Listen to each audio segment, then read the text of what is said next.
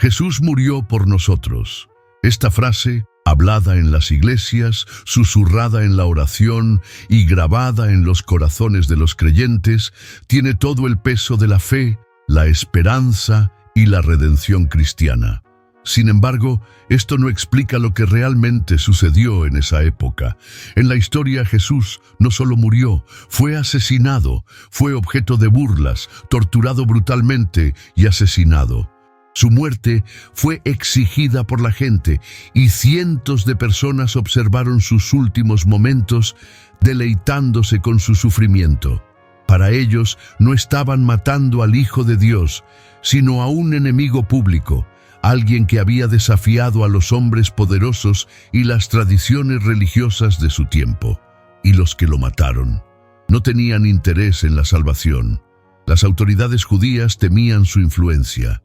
Sus enseñanzas agitaban al pueblo.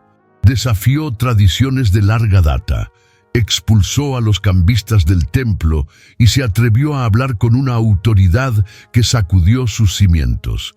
Para ellos era peligroso, un blasfemo, una amenaza para el orden y la ley. Los romanos, por otro lado, solo vieron otro problema que neutralizar. Judea era una tierra frágil bajo su control, y cualquier hombre que atrajera multitudes, que fuera aclamado como Rey de los Judíos, o que provocara disturbios durante la Pascua, una época ya de por sí tensa, era un riesgo político. Y Roma tenía una respuesta para eso: la cruz. Así que conspiraron, acusaron, condenaron, y Jesús fue crucificado de forma pública y violenta como un criminal, a las afueras de los muros de la ciudad. El mundo al que Jesús llegó no estaba en paz. No esperaba en silencio o quietud. Estaba ardiendo bajo capas de política, profecía y desesperación.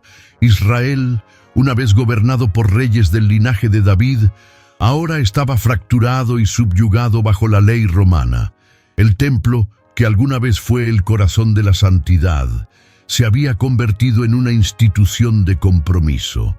Los sacerdotes servían bajo vigilancia imperial. La gente estaba sometida a impuestos, vigilada, controlada.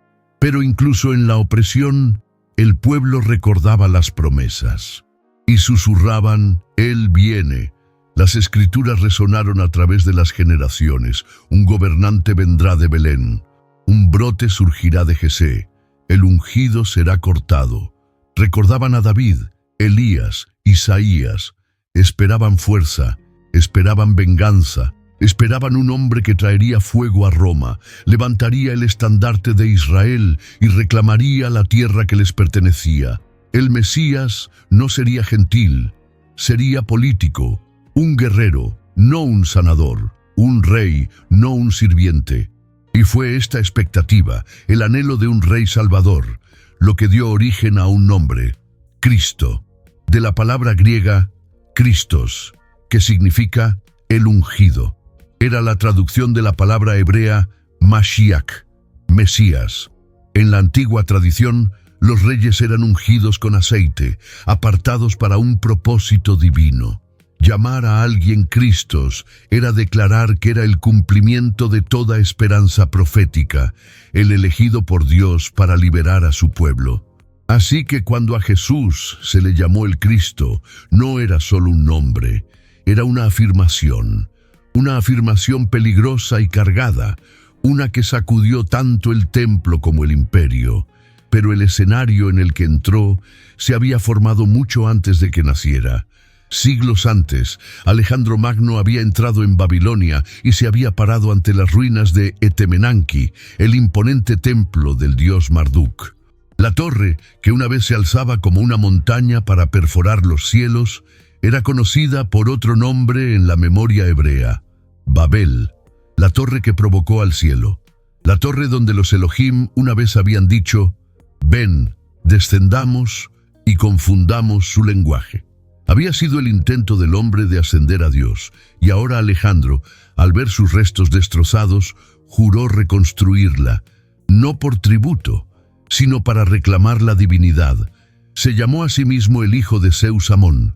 Entraba en los templos no como un hombre, sino como un rey Dios. Su imagen fue fundida en mármol junto a la de los inmortales. No solo buscaba imperios, sino la eternidad. No fue el primer hombre en llamarse a sí mismo divino, pero fue uno en quien el mundo creyó. Y cuando entró en Jerusalén, no profanó su templo, sino que lo restauró a su identidad griega, a lo que él creía que había sido antes de Moisés, antes del exilio, antes del regreso. Los dioses de Grecia habían gobernado allí una vez, y su sombra nunca se había ido realmente. Este era el mundo en el que entró Jesús, un mundo que aún resonaba con las voces de los panteones, Zeus, Apolo, Artemisa, César, porque para entonces incluso el emperador era llamado divino. César era un dios. Servir a otro, adorar a otro, era traición. A Roma no le importaba a qué dioses rezaras, siempre y cuando te inclinaras ante el imperio. Pero Jesús no se inclinaría. Venía de Galilea, no tenía ejército, no hizo alianzas. Y cuando abrió la boca, no prometió revuelta, dijo: antes de que Abraham fuera, yo soy. No era una metáfora, era una declaración. Reclamó la eternidad, reclamó el nombre de Dios. Y en esa única frase se remontó a miles de años atrás, a un mundo moldeado no por el monoteísmo, sino por la adoración de muchos dioses. En la cuna de la civilización, la antigua Mesopotamia, en ciudades como Ur de los Caldeos, los dioses tenían nombres, dominios, templos. Se decía que vivían en la cima de los sigurats y reinaban sobre el pueblo. En ese tiempo, en la antigua Ur, se adoraba al dios de la luna Sin, que gobernaba el cielo nocturno desde torres de piedra en la tierra natal de Abraham. El mundo conocía a los dioses como estatuas, como ídolos, como fuerzas ligadas al sol, la tierra y la tormenta. Pero cuando Yahvé, el Elohim de los hebreos, le habló a Moisés desde la zarza ardiente, reveló un nombre que el mundo nunca había escuchado. Yo soy el que soy, el que simplemente es, el no creado, el eterno, la fuente de todas las cosas. Así que cuando Jesús pronunció esas palabras, yo soy, no solo estaba reclamando la divinidad, estaba invocando la misma voz que había enviado a Moisés a Faraón, el nombre que una vez se había enfrentado solo al panteón de Egipto, el nombre que destrozó ídolos, pero no habló en su idioma. No ofreció un altar, no construyó un trono, no afirmó ser un dios, sino el Dios, el uno antes de Abraham, el uno antes de todos. En ese momento no se hizo eco de un profeta, reclamó la identidad del Dios que se nombró a sí mismo, el Dios que no tenía rival. Y para los líderes que escuchaban no era solo blasfemia, era impensable, no era simplemente amenazante, era el final de todo su mundo. Fue blasfemo para los oídos del templo, traidor para los oídos de Roma. Su nombre era Yehoshua, salvación de Yahvé. Pero nunca llamó a Dios por el nombre sagrado, ni una sola vez. En cambio, habló de Abba, Pater, el Padre, no como un título, sino como una realidad. No como un nombre para temer, sino como una relación a la que regresar. Describió a Dios no a través de leyes, sino a través del amor, no en rituales, sino en presencia. Se identificó a sí mismo con el Logos eterno, la razón, la fuente, la palabra hecha carne, la arche, el principio. Enseñó con una autoridad que no se derivaba de pergaminos o tradiciones, sino del origen mismo, y eso lo hizo peligroso. Perdonó pecados, algo que solo Dios podía hacer. Sanó en el sábado, confrontando a los guardianes de la ley. Tocó a leprosos, habló con mujeres, comió con marginados, cenó en las casas de los recaudadores de impuestos. Predicó a pescadores y confrontó a eruditos. Dijo que el reino de Dios estaba cerca. Y cuando la gente le preguntó dónde estaba, dijo: ya está entre ustedes. Para los humildes era esperanza. Para los poderosos era una amenaza. Porque esto no era una reforma, Era un reemplazo. Volvió sus ojos hacia el templo. Entró en sus patios. Vio a los mercaderes, a los cambistas, el ruido y el comercio que se habían arraigado en el lugar que una vez fue llamado santo, y lo derribó. La casa de mi padre será una casa de oración, pero ustedes la han convertido en una cueva de ladrones. Ese momento no fue simbólico, no fue pasivo, fue violento. Golpeó la misma estructura en la que se basaban los sacerdotes, el sistema que servía tanto a su fe como a su poder. No fue solo un desafío a la religión, fue una interrupción de la economía, un acto de rebelión público y profético. Su popularidad creció, las multitudes lo seguían, la gente común lo escuchaba. Que pudiera llevar a la sangre, que el frágil equilibrio entre el templo y el imperio pudiera colapsar bajo su nombre. Si no lo detenían, creían todo se derrumbaría, temían más su vida que su muerte. Y así conspiraron, se reunieron, susurraron detrás de los muros de piedra, porque él no había venido para encajar en su sistema, había venido para exponerlo. No vino a inclinarse, vino a derrocar, y a partir de ese momento su muerte fue inevitable. Pero la inevitabilidad no significaba silencio. Jesús no se escondió. Se movió por pueblos y ciudades con palabras que inquietaban y obras que desafiaban todos los precedentes. Su presencia comenzó a agitar no solo corazones, sino instituciones. Las multitudes se hinchaban donde quiera que iba. Algunos lo seguían con asombro, otros con sospecha y algunos con rabia disfrazada de piedad.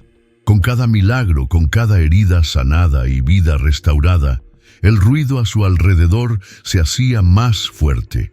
Lo que había comenzado como susurros sobre un maestro ahora resonaba con títulos peligrosos. Podría ser este el hijo de David, el profeta, el Mesías, y luego rey. El título de rey no era poético, era político. Y en una tierra gobernada por César, tal lenguaje era traición.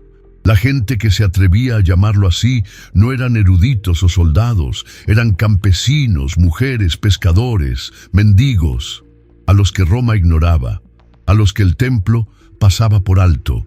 Pero ahora sus voces tenían poder y su lealtad cambió. Jesús no había reclamado una corona, pero tampoco había negado la afirmación cuando surgió del pueblo. Las autoridades del templo sabían lo que esto podía significar. También los romanos. Un rey sin permiso era un problema. Un rey con seguidores era una amenaza.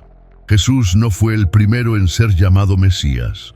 En las décadas anteriores y posteriores a su vida, otros hombres habían reclamado el título. Teudas, que prometió partir el Jordán como Moisés. Judas el Galileo, que lideró una revuelta fiscal. Cada vez, Roma aplastaba el movimiento rápidamente. La crucifixión no estaba reservada para los criminales comunes, era un castigo para los insurrectos, los rebeldes y aquellos que se atrevían a despertar la esperanza en los corazones de los oprimidos. Roma temía los movimientos mesiánicos no por su teología, sino por su volatilidad. Y ahora la multitud cantaba de nuevo. La tensión se profundizaba cada vez que abría la boca. Reinterpretó las escrituras no como un rabino que cita la tradición, sino como si la ley misma hubiera estado esperando su voz. Sanó en el sábado, no en secreto, sino en público.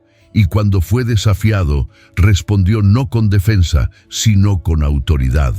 No solo estaba rompiendo la ley, la estaba reformando. El Hijo del Hombre es Señor del sábado. Estas palabras golpearon la identidad de los fariseos. Si habían construido su autoridad sobre la interpretación, él estaba quitando el cimiento debajo de ellos. Y su reacción fue clara. Este hombre debe morir. Pero no fue solo la ley lo que confrontó, expuso toda la estructura de la hipocresía espiritual.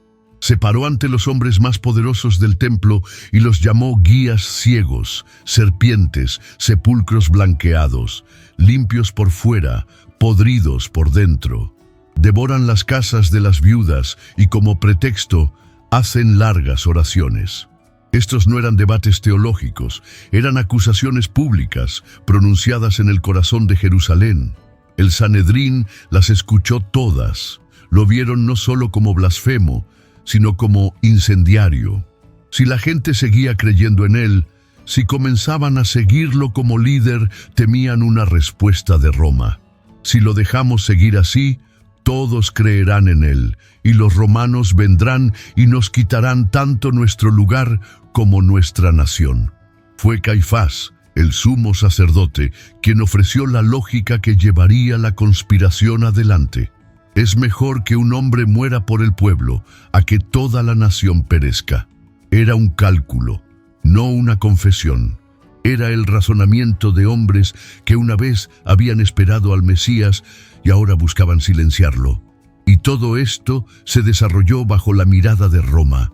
El prefecto Poncio Pilato gobernaba Judea con un principio rector: evitar la rebelión. Durante la Pascua, esa tarea se volvió mucho más difícil. Miles de personas inundaron Jerusalén para recordar su liberación de Egipto. El aire zumbaba con memoria, nacionalismo y esperanza. Pilato conocía bien el patrón: profecía, pasión, estacionó y tropas violencia. adicionales. Apretó la seguridad, vigiló la ciudad en busca de señales de disturbios, y Jesús se convirtió en una señal. Llegó no en secreto, sino en procesión, montado en un burro, cumpliendo las palabras de Zacarías: «He aquí que tu rey viene a ti, humilde y montado en un burro». La gente puso túnicas y gritó: «Hosana», un grito de salvación y también de levantamiento. Para Roma, esto era un espectáculo. Para el templo, esto era una escalada. Para la multitud, esto era una coronación. Y para Pilato era un nombre, Mesías, que ahora requería su atención. Porque Jesús hablaba a menudo de un reino. «Mi reino no es de este mundo», diría. Pero los reinos, en cualquier forma que tomaran, todavía significaban poder, todavía significaban lealtad, todavía significaban peligro. La palabra Mesías ya no pertenecía a la profecía, pertenecía a un hombre. Y ese hombre caminaba libremente por el centro de Jerusalén, no escondido, no casado, sino deliberado. Cada paso que Jesús dio en esos últimos días llevaba el peso de la historia y la sombra del juicio. Sus enemigos ya habían decidido lo que debía hacerse. La decisión ya no era sí, sino cómo. Pero Jesús no evitó la hora. Se movió hacia ella, como si cada parte de él supiera. Este era el momento en que el mundo se vería obligado a decidir entre el poder y la verdad, entre la religión y la revelación, entre el silencio y el sacrificio. Fue en esta creciente tensión que reunió a sus compañeros más cercanos por última vez. Se encontraron en una sala superior, justo cuando la ciudad de abajo se llenaba de preparativos para la Pascua. Pero mientras otros recordaban un cordero sacrificado en Egipto, Jesús comenzó a hablar de otro cordero, su propio cuerpo, su propia sangre. Tomó el pan y lo partió. «Esto es mi cuerpo, entregado por ustedes». Tomó la copa y la pasó. «Esta copa es el nuevo pacto en mi sangre, derramada por muchos». Para los que estaban sentados a su alrededor, estas palabras no sonaban poéticas, sonaban peligrosas. Porque declarar un nuevo pacto no era simplemente espiritual, era una rebelión teológica. El pacto de Moisés era el fundamento de la fe de Israel. La ley escrita en piedra, preservada a través del sacrificio y el sacerdocio, era el corazón de la identidad judía. Y ahora Jesús se estaba poniendo a sí mismo en el centro de algo nuevo. No estaba añadiendo a la ley, estaba reemplazando el sistema, reescribiendo el pacto, y la tinta sería su sangre. Este no fue un momento privado de oración o poesía, fue una brecha impensable, una ruptura con Moisés, del Sinaí, del sacerdocio levítico, Durante generaciones, el pacto se había conservado a través de los rituales del templo, a través de corderos, fuego, incienso y linaje sacerdotal. Y ahora Jesús decía, ese pacto ha terminado, uno nuevo comienza aquí, conmigo. Los ecos del Éxodo estaban a su alrededor. No solo el recuerdo de la liberación, sino el patrón preciso del ritual. En Egipto, la sangre de un cordero había marcado las puertas de los fieles. Cuando vea la sangre, los pasaré de largo, había dicho Dios. No fue la fuerza del pueblo lo que los salvó, sino el sacrificio. Y ahora Jesús, sosteniendo la copa, estaba reclamando ese sacrificio para sí mismo. Sin templo, sin altar, sin sacerdote, solo pan, vino y el cordero. Aún así, entre los 12, uno ya había tomado su decisión. Judas, una vez de confianza, ahora se movía con silencio e intención. Había hablado con los guardias del templo, había arreglado una señal, contó las monedas, 30 piezas de plata, el precio de un esclavo. Y ahora, mientras Jesús todavía partía el pan, Judas se sentó y escuchó, y cuando la comida terminó, se levantó y se fue. Los demás no lo entendieron, pero Jesús sí. Las ruedas de la traición ya habían comenzado a girar. Más tarde esa noche, cruzaron el valle de Cedrón y entraron en Getsemaní, un jardín a las afueras de la ciudad, donde los olivos crecían retorcidos y antiguos, y el cielo colgaba bajo con peso. Fue aquí donde Jesús comenzó a tambalearse, no en cuerpo, sino en alma. Se retiró de sus discípulos y cayó al suelo. Los evangelios no registran sermones, ni enseñanzas, solo un grito: Padre, si es posible, que esta copa pase de mí. La copa, llena no de vino, sino de ira, el juicio del pecado, la carga de cada generación, y sin embargo no se resistió. No se haga mi voluntad, sino la tuya. No fueron soldados los que lo derribaron, fue la rendición, y en esa oscuridad se desarrolló la traición. Judas llegó, liderando guardias armados a la luz de las antorchas. El beso que dio no fue afecto, fue identificación. Este era el hombre que querían. Jesús no intentó huir, no ordenó luchar. Y sin embargo, cuando lo agarraron, los discípulos entraron en pánico.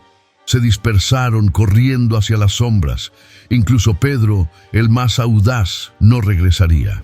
Para cuando le pusieron las cadenas, Jesús estaba completamente solo ante el imperio, ante el templo, ante el juicio de la historia.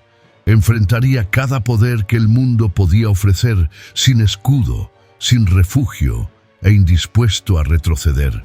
Porque esto no era solo sobre lo que los hombres estaban tramando. Esto era lo que él había elegido. La hora había llegado, y la cruz ya no era una amenaza en la distancia. Se había convertido en la conclusión a la que todos se dirigían, lo admitieran o no.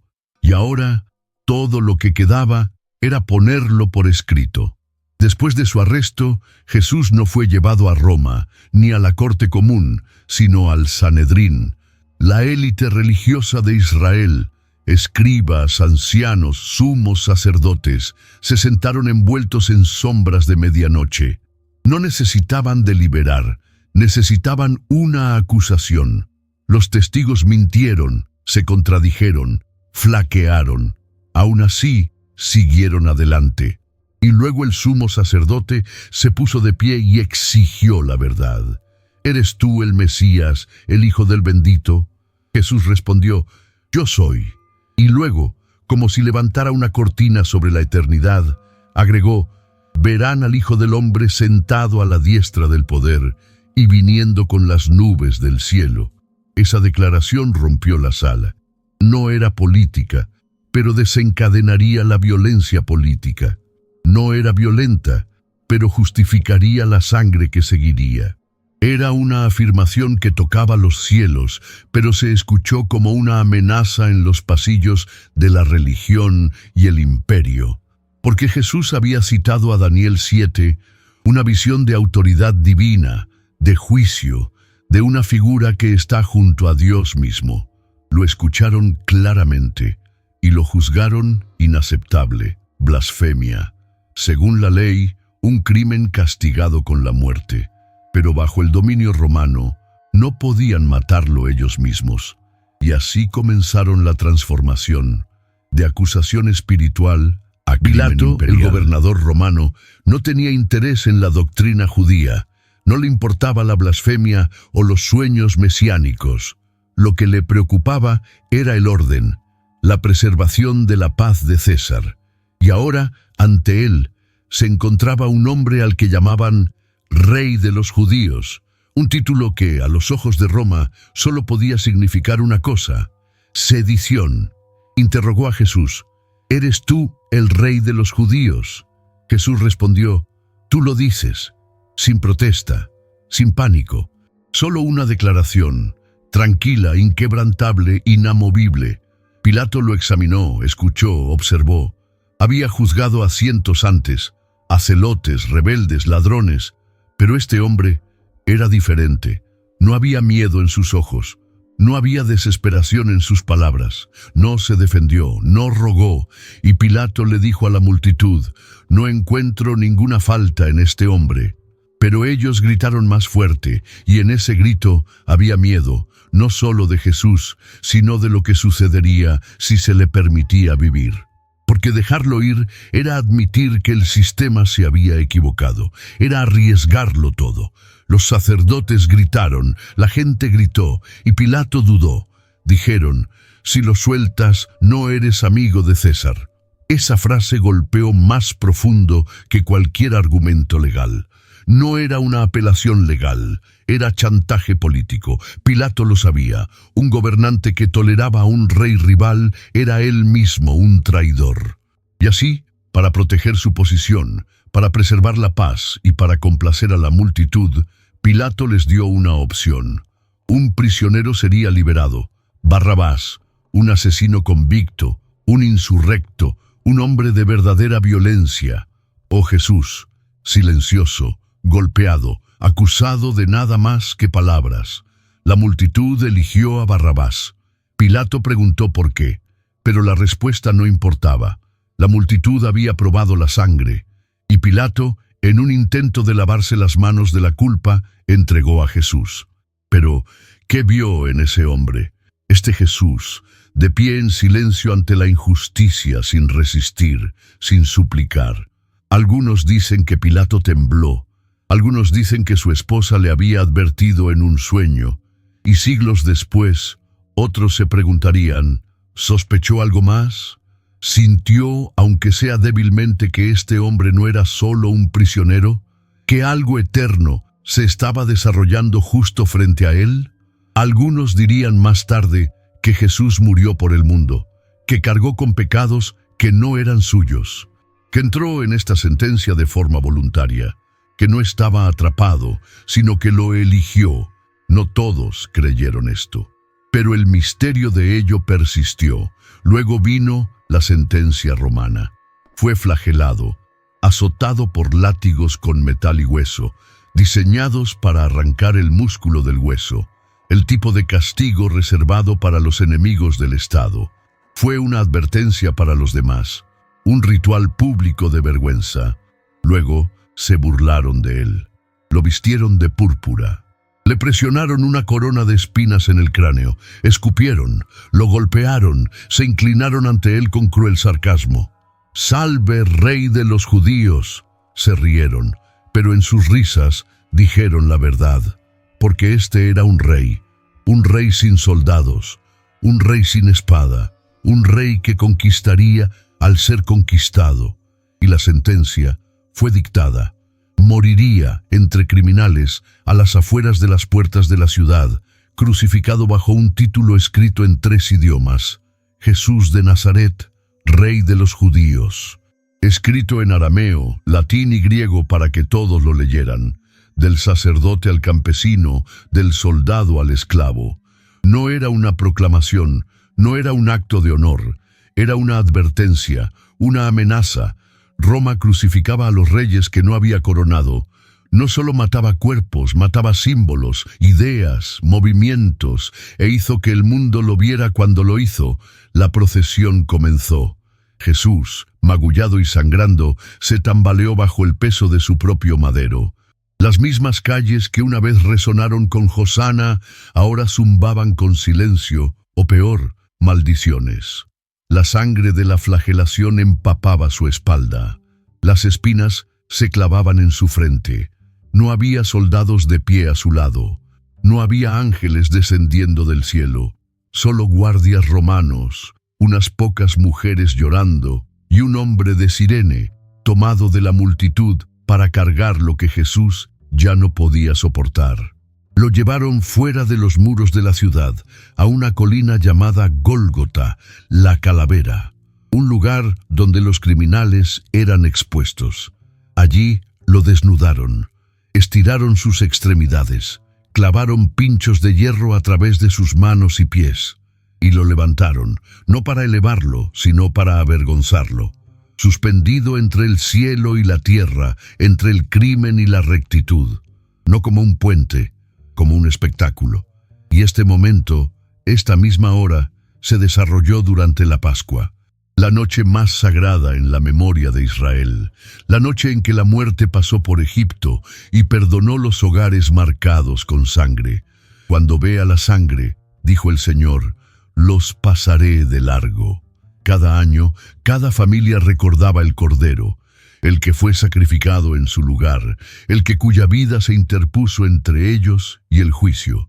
Y mientras los sacerdotes en Jerusalén ofrecían esos corderos en el templo, otro cordero estaba siendo levantado fuera de la ciudad, no dentro del velo, sino fuera de la puerta, sin altar, sin fuego, solo madera y clavos y silencio. Y el ángel de la muerte no pasaría de largo esta vez. Vendría, pero no por el culpable, vendría por el Cordero. Al pie de la cruz, los soldados romanos se rieron, dividieron su ropa, echaron suertes para su túnica. No sabían que estaban haciendo eco de las palabras del Salmo 22. Taladran mis manos y mis pies, reparten mis vestidos entre sí y echan suertes sobre mi ropa. Los líderes religiosos, de pie un poco más allá, se burlaron. Salvó a otros, que se salve a sí mismo. Pero él no vino a salvarse a sí mismo, vino a entregarse a sí mismo, y aún así, nadie entendió realmente lo que estaban presenciando. Una profecía de un Mesías no entronizado sino quitado, y aún así, otros, recordando la primera Pascua, lo mirarían y dirían, ahí está el Cordero, puro, elegido, sacrificado, no por sí mismo, sino por el mundo, para que la muerte, al ver su sangre, pasara de largo. No clamó por ser rescatado, pero en su agonía habló, Dios mío, ¿por qué me has abandonado? No era confusión, era una cita del Salmo 22:1, un grito que abrió el salmo más desesperado y llevó finalmente a la alabanza. Y luego el cielo se oscureció. Al mediodía, el sol mismo se retiró, la tierra comenzó a temblar, y en el templo, a esa misma hora, el velo se rasgó, no por manos, no de abajo hacia arriba, sino de arriba a abajo. La cortina que separaba al hombre de lo santo, el velo que custodiaba la presencia de Dios, se rasgó. Durante generaciones, solo un hombre podía entrar en ese espacio, una vez al año, con sangre. Ahora estaba abierto. La barrera, deshecha, el sistema, obsoleto, porque la verdadera ofrenda ya no estaba detrás de una cortina, estaba clavada en una cruz. Y los que sostenían la ley no podían verlo. Los que temían la rebelión habían aplastado al único hombre que hablaba de paz. Los que servían a César habían ejecutado al que se llamaba Cristo. Los sacerdotes intentaron preservar su nación. Pilato intentó proteger su gobierno. Roma intentó aplastar un nombre antes de que pudiera convertirse en un reino. Pero al hacerlo, cumplieron todo lo que intentaban evitar, porque no solo mataron a un hombre, intentaron borrar un nombre, pero algunos dirían más tarde, que la sangre en la madera era el signo de un nuevo pacto, que lo que parecía un fracaso era el cumplimiento, que la vergüenza se convirtió en gloria, que el cordero que fue sacrificado era digno, y el mundo, lo creyera o no, nunca volvería a ser el mismo. La tierra había temblado, el velo se había rasgado, pero la cruz seguía en pie. El cielo, ahora oscuro a mediodía, contuvo la respiración. Y debajo de ese silencio ennegrecido, Jesús permaneció, suspendido, roto, sangrando. Los burladores se habían callado. Los soldados se quedaron quietos. Incluso la multitud, una vez voraz, parecía sobria por algo que no podían nombrar. Para el imperio era un rebelde fracasado. Para el templo, un hereje condenado. Para muchos, una decepción. Pero para el cielo, este era el altar. E incluso aquí, en el lugar de la agonía, Él dio. Miró a los que clavaron los clavos y dijo: Padre, perdónalos, porque no saben lo que están haciendo. No habían pedido clemencia, no habían entendido el momento. Pero Él pidió su perdón de todos modos. La misericordia no era algo que Él le daba al que la merecía. Era el desborde de quien era, sin venganza, sin amargura, solo compasión, incluso ahora. Y luego, mientras el tiempo se doblaba alrededor de esta última hora, habló de nuevo: Está terminado. No, yo estoy terminado. No, ellos han ganado. Está terminado. La carga llevada desde Getsemaní, la copa de la ira, el peso del pecado, el costo de la reconciliación, había sido derramada. La ley había sido cumplida, el pacto completado, la tarea, la misión hablada en el cielo y susurrada a través de los profetas había llegado a su fin. Más tarde mirarían hacia atrás y dirían: Este era el siervo de Isaías, traspasado por nuestras transgresiones. Este era el ungido de Daniel, cortado y dejado sin nada. Este era el Cordero de la Pascua, cuya sangre alejó la muerte. La sombra del Éxodo se cernía detrás de la cruz. Esa noche, cuando el ángel de la muerte pasó por Egipto, pero pasó de largo cada hogar marcado con la sangre de un cordero. En Jerusalén, los sacerdotes ofrecían sacrificios por tradición. Pero fuera de los muros, el cordero que habían rechazado se estaba ofreciendo a sí mismo. Ningún sacerdote sostuvo el cuchillo. Ningún altar atrapó la sangre. Y sin embargo, el sacrificio fue real, no para un solo hogar, sino para todos. Él había dicho antes: Nadie me quita la vida, yo la doy por mi propia voluntad. Y ahora, con el mundo mirando, hizo exactamente eso. Su voz se quebró por la sangre y la sed, pero una última frase se elevó por encima del silencio: Padre, en tus manos encomiendo mi espíritu. Inclinó la cabeza, y el último aliento dejó su cuerpo. El cielo no habló. La tierra no se movió. Se había ido. Lo habían matado. Asesinado al que temían. Tal vez no porque fuera culpable, sino probablemente porque no se quedaría en silencio.